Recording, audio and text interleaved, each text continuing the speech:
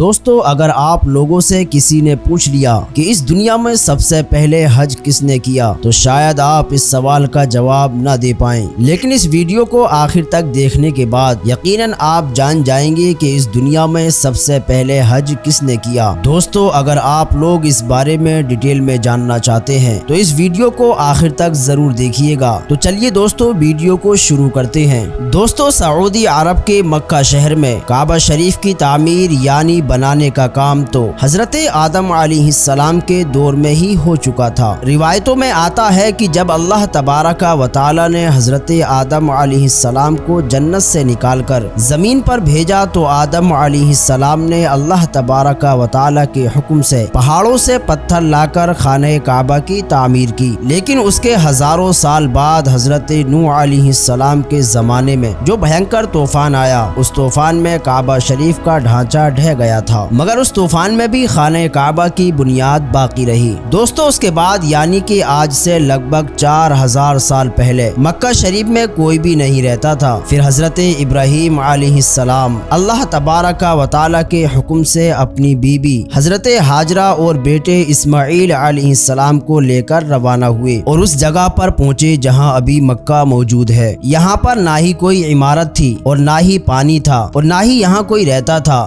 درختوں کے نام پر صرف ببول وغیرہ کی جھاڑیاں تھیں۔ حضرت ابراہیم علیہ السلام نے بیوی بچے دونوں کو یہاں بٹھا دیا، ایک مشکیزہ پانی کا اور کھجور پاس رکھ دیے اور پھر آپ علیہ السلام شام کی طرف چلے گئے۔ حضرت ابراہیم علیہ السلام دوسری بار مکہ آئے تو قیام نہ کیا یعنی وہاں پر نہیں رکے، لیکن جب تیسری مرتبہ تشریف لائے تو حضرت اسماعیل علیہ السلام سے فرمایا کہ بیٹا اللہ تبارک و تعالی نے مجھے ایک حکم دیا ہے، تو حضرت اسماعیل علیہ السلام نے کہا تو اس حکم کو پورا کیجئے۔ حضرت ابراہیم علیہ السلام نے کہا اللہ تبارک و تعالی نے مجھے حکم دیا ہے کہ یہاں ایک گھر بناؤ۔ گھر کی تعمیر شروع ہوئی، حضرت اسماعیل علیہ السلام پتھر لاتے جاتے اور حضرت ابراہیم علیہ السلام بناتے جاتے۔ جب تعمیر ذرا بلند ہو گئی یعنی اونچی ہو گئی تو حضرت اسماعیل علیہ السلام ایک پتھر اٹھا کر لائے تاکہ حضرت ابراہیم علیہ السلام اس پر کھڑے ہو کر تعمیر کریں۔ یہی مقام ابراہیمی ہے، اسے ہی مقام ابراہیمی کہا جاتا ہے۔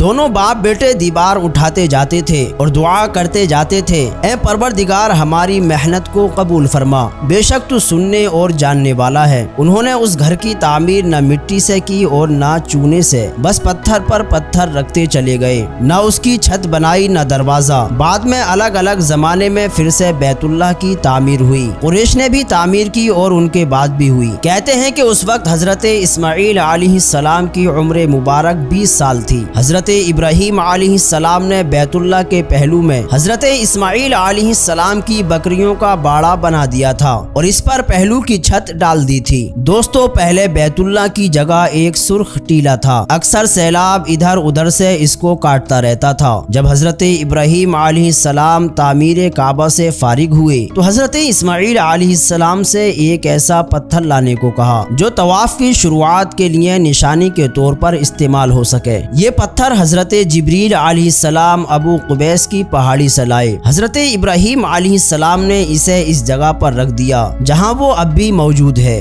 روایتوں میں ہے کہ یہ بہت چمکدار تھا۔ اور دوستو حضرت ابراہیم علیہ السلام کو جب اللہ تبارک و تعالی کی طرف سے لوگوں کو حج کرنے کی دعوت دینے کا حکم ملا تو حضرت ابراہیم علیہ السلام نے اللہ تبارک و تعالی سے یہ سوال کیا کہ اے میرے خدا یہاں پر کون لوگ ہیں جو میری آواز کو سنیں گے؟ اللہ تبارک و تعالی نے فرمایا کہ اے ابراہیم آواز دینا تمہارا کام ہے اور لوگوں تک اس آواز کو پہنچانا میرا کام ہے۔ دوستو اس کے بعد حضرت ابراہیم علیہ السلام ابو قبیس کی پہاڑی پر چڑھ کر ایک بڑے سے پتھر پر کھڑے ہوئے اور لوگوں میں حج کرنے کا اعلان کیا کہ اے لوگوں اللہ تبارک و تعالی نے ایک گھر بنایا ہے اور تم پر حج فرض کیا ہے، لہٰذا تم اپنے پروردگار کی آواز پر لبیک کہو۔ تو اللہ تبارک و تعالی نے حضرت ابراہیم علیہ السلام کی اس آواز کو اتنا اونچا کر دیا کہ اس آواز کو دنیا کے ہر انسان نے سنا، یہاں تک کہ پیڑ پودوں کو بھی وہ آواز سنائی دی، جس کی وجہ سے پہاڑ اور پیڑ پودوں میں بھی یہ خواہش ہو گئی کہ وہ بھی اللہ تبارک و تعالی کے اس پاک گھر کی زیارت کریں۔ اللہ تبارک و تعالی نے حضرت ابراہیم علیہ السلام کو یہ حکم دیا کہ وہ اس گھر کو رکوع اور سجدہ کرنے والوں کے لیے پاک اور صاف رکھیں۔ علماء کرام کے مطابق حضرت ابراہیم علیہ السلام کے اس اعلان کے بعد سے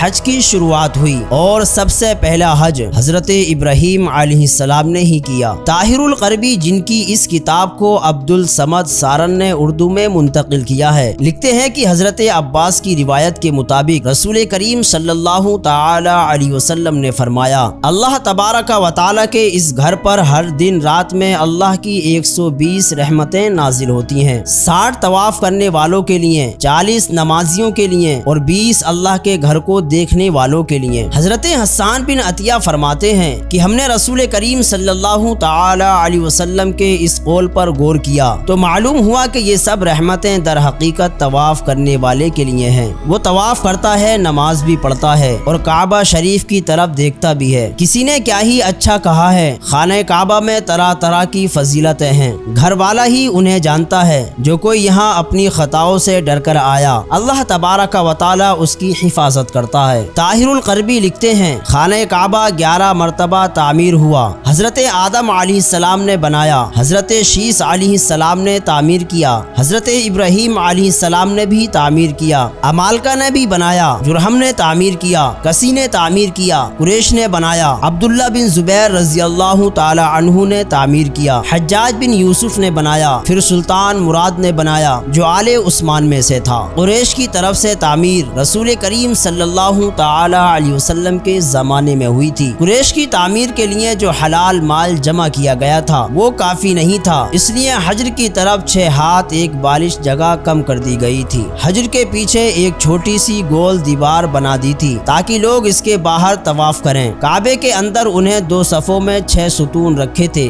جس پر چھت تھی۔ اس سے پہلے کعبہ شریف پر چھت نہیں تھی، دروازہ ایک رکھا تھا، چھت کی اونچائی 18 ہاتھ تھی۔ حضرت عبداللہ بن زبیر رضی اللہ تعالی عنہ کی تعمیر بیت اللہ کے بارے میں طاہر القربی بتاتے ہیں، انہوں نے 3 دن تک استخارہ کرنے کے بعد کعبہ شریف کو بالکل زمین کے برابر کر دیا اور حضرت ابراہیم علیہ السلام کی بنیاد کو بھی کھدوایا تو دیکھا کہ وہ 6 ہاتھ 1 بالش حجر اسماعیل میں داخل ہے، لہٰذا آپ نے اسی بنیاد پر تعمیر کی۔ ایسا انہوں نے حضرت عائشہ رضی اللہ تعالی عنہ کی ایک حدیث کی وجہ سے کیا تھا۔ حضرت زبیر رضی اللہ تعالی عنہ نے کعبے کی اونچائی 27 ہاتھ رکھی تاکہ عرش کے مناسب ہو جائے۔ ایک دروازہ داخلے کے لیے اور ایک باہر جانے کے لیے بنایا، دونوں دروازے سطح زمین کے برابر تھے۔ ہر دروازے کی لمبائی 11 تھی اور 2 پٹ تھے۔ آپ نے کعبہ کے 4 ستون بنائے، آپ کے زمانے میں یہ چاروں ستون چومے جاتے تھے۔ آپ نے رکن شامی کی جانب ایک زینہ اوپر جانے کے لیے بنایا تھا اور اسے سونے سے سجا دیا گیا تھا۔ چھت پر نالا رکھا تھا جو حجر میں گرتا تھا۔ جس دن کعبہ شریف کی تعمیر مکمل ہوئی وہ دن عجیب تھا۔ اس دن بہت سے غلام آزاد کر دیے گئے اور بہت سی بکریاں ذبح کی گئیں۔ حضرت زبیر ننگے پاؤں نکلے اور آپ کے ساتھ بہت سے قریش بھی ننگے پاؤں تھے، یہاں تک کہ کنم کے مکان پر مسجد عائشہ پہنچے اور عمرے کا احرام باندھا کہ اللہ تبارک و تعالی نے انہیں ابراہیمی تعمیر پر تعمیر کعبہ کی توفیق کی۔ ابن زبیر کی تعمیر کی وجہ یہ تھی کہ ایک شخص نے محاصرے کے زمانے میں مسجد